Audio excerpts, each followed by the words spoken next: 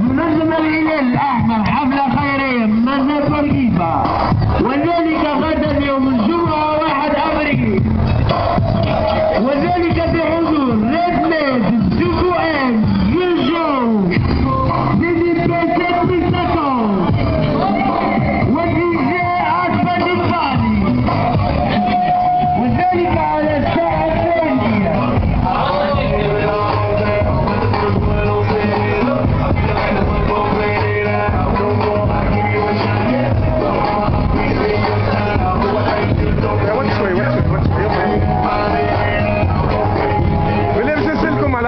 فما شكون جاو قال لكم ما تخدموش البارح، خاطر في الخطاب اللي عملوه قالوا منزل بورقيبه تحكم فيها عصابات ولا شنو؟ فما عصابات؟ فما لا عصابات لا والو. احنا اذا كان شي قبل بشويه تو تشوف برشا من الناس عاقلين جاو وفرحوا ساعه، بالعكس اللي فما حفله اول مره تصير في منزل بورقيبه وجاو برشا من الناس حبوا ياخذوا، برشا من الناس حبوا ياخذوا بالتيكي. اما لكن قال لك فماش تو خدمه، راه ما عندناش برشا خدمه في منزل بورقيبه، فماش ناس تخدم برشا.